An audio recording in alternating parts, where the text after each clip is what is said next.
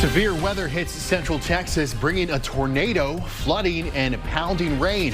We're looking at the damage left behind. And today, officially the wettest day of the year so far in Austin, and there's more rain coming. Your first warning forecast is coming up. Election error. Well, really a human error causing problems with Williamson County ballots. Well, tornado touchdown in central Texas. Check out this video a viewer sent us showing the size of the twister that touched down in Mustang Ranch in Niederwald. Wow, that's magnificent. And take a look at this. Jennifer Vella. Thanks to Jennifer. She sent us this video. Looks like dark swirling clouds here. She shot it while driving from Lockhart to Buda just before 8 o'clock this morning. She sent it to us at reportit@kxan.com, and that's where you can always send your weather videos and pictures. We certainly appreciate that. Let's get right to KXAN's Sarah Alsheh, who has spent all day in San Marcos checking out the damage there. Sarah. Things have improved significantly out here. When we were here just a few hours ago, this road was actually dangerous to drive on. The water from the Blanco River was all the way up and over the road, but as you can see, it is completely clear now. Over in Caldwell County, there was some debris from that tornado. It hit a shed on a ranch out there, but even those who saw the tornado from afar were left shaken up. Holy cow. A tornado spotted in Caldwell County. A viewer sent us this video in Niederwald. Oh, wow, look at that. A striking sight for people near the path of the storm. When I realized what it was, I had one of those, oh heck, what do I do moments. While on her way to work from Lockhart to Buda, Jennifer Vella says she couldn't believe her eyes. It was scary. I think by the time I got to work, my hands were still shaking. Vella says her two daughters who attend Lockhart ISD sheltered in place twice this morning because of the severe weather. Hard to concentrate on work, be away from them during something like that. On Rolling Ridge Road in Lockhart, you get a closer look at the damage. This shed on a ranch torn up by the twister. Workers here say they saw the tornado and took cover. They're left picking up pieces, some blown about a quarter mile down the road. From tornadoes to flooding, hard rain brought high water to parts of central Texas.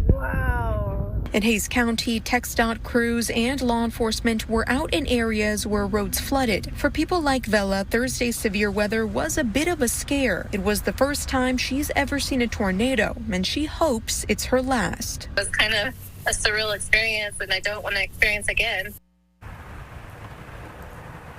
Now, the National Weather Service survey team says they're going to be out tomorrow morning to establish the tornado's path, length, width, and damage rating. Back to you in the studio. All right, Sarah, thank you very much. And closings due to the storm are still in place. In Pflugerville, Kelly Lane from Falcon Point West to Falcon Point East is closed due to the base washing out from underneath the roadway. Also in Pflugerville, all the park trails with low water crossings are closed. We'll, of course, let you know when they're back open on air or on our website, as always, KXAN.com. All right, take a look at this video from out west of us. This is from the Slab RV Park in Kingsland earlier today. The rivers there are swollen thanks to all the rainfall. The LCRA opened one floodgate partially at Wirtz Dam and two others are open at Stark Dam. And David, we're thinking that all this water is probably helping us out with the low lake levels that you were talking about all summer long over at Lake Travis. This is an illustration of how big Lake Travis is. There's more than 100,000 gallons per second flowing into Lake Travis, and we're not going to see a big benefit, unfortunately. Check this out. Lake Travis over the past 2 days has been very low with the levels only about 626, 627. So far, here's a little perspective. We've seen a rise of about 3 to 4 inches. The lake is still more than 50 feet lower than its full elevation. And according to the LCRA, we'll only get a foot or two total rise when this is all said and done. The rainfall was sure heavy, though. Over 8 inches fell in parts of the hill country over the past 6 hours, though it has started to move out to the east. Still a flash flood warning in effect from North Austin and Round Rock out toward Granger for elevated creek flows for another 10, 11 minutes. East of 35, these storms are moving out, but some really heavy rain falling right now in places like Fayetteville. Look at these incredible rain totals. 8.34 inches of rain since yesterday afternoon in the San Saba-Llano County line, over 6 inches in parts of Lampasas County. Coming up, we'll talk more about the lake level impact, more rain that's on the way, and just how cold it will be a few days from now. Pray for those that are hurt. Pray for the families that have a loss. A manhunt continues on land and by water to find the gunman and U.S. Army reservist who killed 18 people in Maine and hurt 13 others. Schools and businesses in that area are closed today while folks are told to stay home behind locked doors. NBC's Chris Pallone tells us what we know about the suspect. In the communities around Lewiston, Maine, streets are empty, businesses and schools closed, people are staying home, some locking their doors for the first time in a long time as police try to close in on a killer. Based on our investigation, we believe this is someone that should not be approached. This is someone that should be, if you come into any contact with this individual or someone that you think looks like this individual, you were to call 911. An arrest warrant has been issued for 40-year-old Robert Card. Investigators believe he's the gunman seen here holding an assault-style rifle. The shooter first opened fire around 7 in a Lewiston bowling alley, then drove to a nearby restaurant and bar and killed more people there. Multiple victims for an active shooter in the town of Lewiston. Leroy Walker confirmed to Lester Holt his son Joey was a manager at Shemengi's Bar and Grill and died in the massacre. He went into telling her that he died as a hero because he picked up a butcher knife from somewhere. As you know, he has all that stuff near the bar anyways, and he tried to go at the gunman to stop him from shooting anybody else. The gunman shot him twice through the stomach.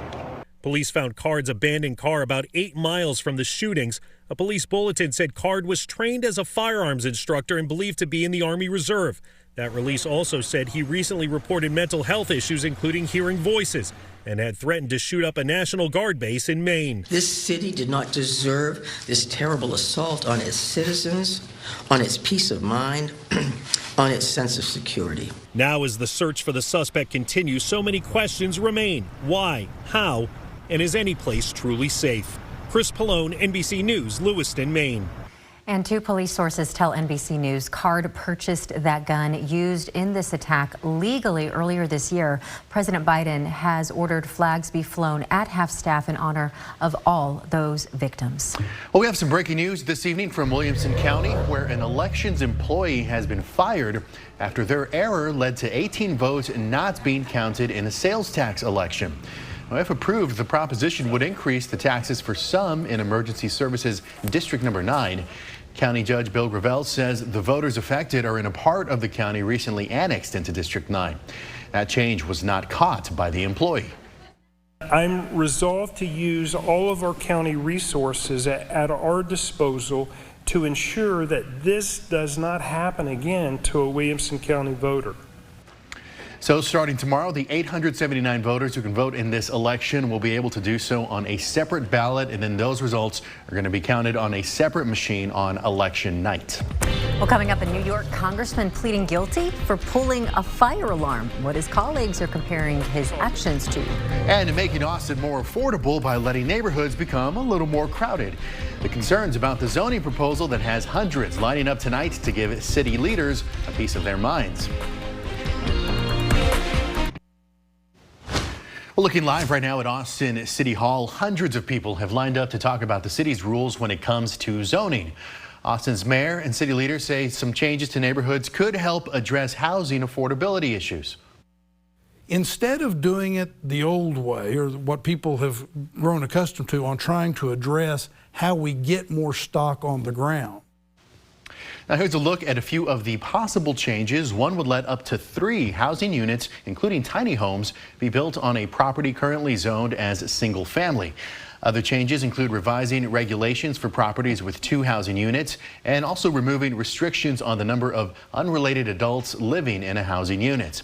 There will be another public hearing on the proposals coming up next month. Congressman Jamal Bowman must pay a $1,000 fine after pulling a fire alarm in the Capitol building last month. There was no fire that day, so the New York Democrat pleaded guilty in court today. He must also write an apology letter to the Capitol Police Chief. He told reporters that he didn't stop to tell police that there was in fact no fire on September 30th because he was rushing to vote on the House floor to avoid a government shutdown. Bowman will have to return to court on January 29th for a hearing to confirm his compliance with the agreement and to formally dismiss the charge. Now, some Republicans are comparing what he did to the January 6th riots, but Bowman says that's crazy to compare the situations. He's accused he is accusing Republicans of drawing focus on him to distract from the, quote, dysfunction of their own party. Up next, what testimony revealed today in the trial of the Austin police officer accused of murder for an on-duty shooting. All smiles on the rainfall charts today. Today, Austin's wettest day of the year so far with over 2.5 inches. So far, we have almost doubled our average October rainfall to date. Still a deficit for the year, though, remains. Out at the airport, off the charts, 5.66 inches and counting this month. And more is coming. I'll show you when next. The medical examiner testified today in the murder trial against Christopher Taylor. That's the Austin police officer accused of murdering Mike Ramos in 2020. KXAN's Grace Reeder joins us live now to tell us about today's pretty graphic testimony. Grace. That's right. The medical examiner walked through photos of Michael Ramos's autopsy today. And like you said, those photos were very graphic, so we are not going to show them to you, but can tell you that the medical examiner described Ramos's injuries as 3 separate gunshot-related wounds, one to the head, one to the torso, and one to the arm. Now, we haven't heard a whole lot from Taylor's attorneys in the early stages of this trial, but they did cross-examine the medical examiner pretty hard on Ramos's injuries, his mental health, and drugs that were in his system. The medical examiner testified to Ramos's toxicology and said though the gunshot wounds were the cause of death, there were drugs in his system. There was cocaine, there was methamphetamine, as well as amphetamine, which is metabolite. There were compounds indicating marijuana use, and there was Ulone. And what is Ulone? Ulone is what's known as a cathinone. It's a stimulant. It's also known colloquially as bath salts. This morning, the state put additional first responders on the stand, including a paramedic who treated Ramos and APD officers that were on the scene with Taylor. What they talked about this afternoon was largely what role Taylor's uncle, who also works at the Austin Police Department, should play in this trial. We'll have more details for you on that coming up tonight on KXAN News at 6. Back to you. All right, Grace, we'll see you then. Thank you very much. All right, going back to today's weather, and first responders in North Texas also dealing with some flooding. Check out this video. Firefighters in McKinney rescued 3 people and a dog from Wilson Creek. The flooding trapped people below a bridge. It's just one of 4 water rescues firefighters in McKinney had to deal with early this morning. And one more really unique piece of video here. A tornado touched down briefly in San Antonio as well. The National Weather Service confirmed it is sending a survey team out to assess the damage and determine the strength of this twister. No injuries were reported, but there were some downed trees, as you can see, and there's damage as well to vehicles. So, David, that makes 2 that we know of so far that happened this morning. That's exactly right. And there was a potential 3rd in southeast Austin, but that has not been confirmed. Okay. We'll wait until tomorrow morning from the National Weather Service to hear about it. Meantime, most of what we got was just beneficial rain. I know we had some flash flood scares, certainly some danger at the low water crossings, but, you know, we got 6 to 8 inches of rain in parts of the hill country. Lake Travis really needs this. We are seeing some breaks of sun live over the lake, 76 degrees on the Oasis cam. Is this going to fill the lakes? It's not. As you can see, sometimes Peninsula is still widely out there. As we discussed at the top of the newscast, we're only expecting a 1 to 2 foot lake level rise. The lake is more than 50 feet low. Radar in the hill country has dried out upstream from Lake Travis. We've got a lot of water dumping down the lakes as LCRA is conducting floodgate operations at Wirtz Dam and Max Starkey Dam. But as far as what's falling now, rain has, at least for now, cleared the hill country. One tiny little downpour here in western Lampasas County where we got soaked last night and this morning. No rain right now in Austin and a few storms exiting Lee and Fayette counties. Still some dangerous cloud-to-ground lightning close to Fayetteville. Unbelievable stripes on the rainfall totals map. While some of us only got 1/2 to 1.5 inches of rain on 281, we got over 6 inches in the past 24 hours on the Llano-Mason County line and over 8 inches 4 miles south-southeast of Cherokee, 3+ inches southwest of Fredericksburg, over 2 inches past Day in Austin, nearly 2 inches in Pflugerville, almost 3 inches down in parts of Hayes County, east of I-35. We've had close to 2 inches in parts of Fayette County, heavier totals on Wilbarger Creek, close to Elgin. Let's talk about what comes next. First of all, in the water vapor image, you can see this brown, dry air trying to clear out the rain like we typically see after a big event, but it's not going to be able to do so. This tropical moisture is about to shift back over our area, leading to more rain overnight and tomorrow. And look at this. If you rewind 36 hours, part of this moisture is actually from that devastating Category 5 hurricane, Otis, which hit Acapulco a couple of nights ago. The flood watch continues locally until midnight for continued runoff concerns. If you come across a flooded low water crossing, please do not cross it. Turn around, don't drown. What about additional rain? Things are pretty quiet, I think, for the next several hours. Just a few isolated showers possible. But then by midnight, there's really little chance of additional rain at all. But that's only for a few hours. By tomorrow morning, I'd plan your workout inside. Passing showers and storms become more widespread again. I mentioned that tropical moisture coming back over our area. This is going to mean another cloudy day with widespread rain and thunderstorms, especially during your Friday afternoon and evening commute, and especially during the Friday night football games. Here we are at 8 o'clock tomorrow, 9, 10 o'clock. Still a pretty high likelihood of rain, so plan accordingly. Additional rainfall totals, though, not 6 to 8 inches. This will be some tropical moisture, so a few downpours up to 2 inches are possible. Most of us, though, expect less than an additional inch, so more beneficial rain. And now that the soil is a little more saturated, hopefully we can get some more runoff into the lakes. Chance of rain by dawn goes back up to 30%. Low temperatures warm at 70. Tomorrow, high likelihood of periods of rain, cloudy skies again, and high temperatures warm at 81. Rain chances dip on a drier day Saturday, but late Sunday, rain moves back in with a strong winter-like cold front. How strong? How about a high temperature of 48 degrees? That's like February on Monday afternoon. Cold rain is likely, clearing though, we hope, by trick-or-treat plans. Second coldest Halloween in Austin record before low temperatures drop into the 30s. All right, David, thank you very much. Well, to the war between Israel and Hamas now, and Israeli troops and tanks briefly raided northern Gaza overnight, engaging with Hamas militants and targeting anti-tank weapons. This ahead of an expected ground invasion. NBC's Josh Lederman reports from Tel Aviv. The Israeli military saying that overnight they conducted another ground raid into the Gaza Strip.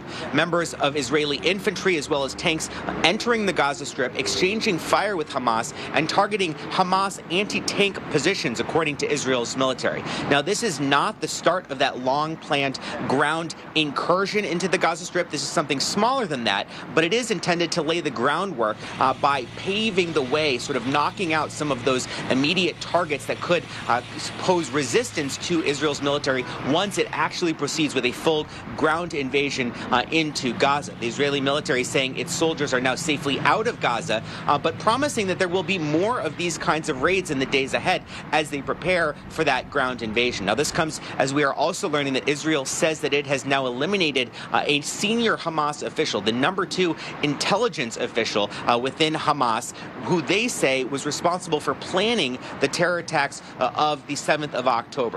This is a senior leader that they say was hit in an airstrike after Israeli intelligence was able to figure out where that Hamas operative was. We have not heard much from Hamas about this, but it comes as the humanitarian situation there is continuing to grow worse by the moment, with UNRWA, the UN agency that assists Palestinian refugees, saying today might be the day when they completely run out of fuel and are forced to significantly scale back operations. Members of the Arab League and other Arab nations around the world now calling for a ceasefire, urging more humanitarian aid to be allowed into the Gaza Strip. Josh Lederman, NBC News, Tel Aviv. The way you board a plane is changing. Today, TxDOT announced 9 new projects in the works in our area to make it easier for people to get around without their cars. $30 million will go toward pedestrian and bike projects, and that includes expanding Metro bikes in Austin. $11 million in funding will go to upgrading the 81 stations and 800 bikes around town, and that is about 3 times as many bikes as they have now. It will also help bring in more motorized bikes. Right now, just under half are motorized. Cap Metro operates and maintains those bikes. Other projects include adding sidewalks to roads in Florence, Giddings, Wimberley, Dripping Springs, and much more. You can read all about those projects on KXAN.com. Well, today, United Airlines started boarding its planes differently in an effort to speed up the process. They're calling it Wilma. That means windows go first, then middle seats, and then aisles. And of course, business class and pre-boarding passengers actually get to go first. This is for everyone else. And entire families can board together if someone in the family has a window seat. Airlines usually have just about 45 minutes from the moment a plane arrives at an airport before it has to take off again.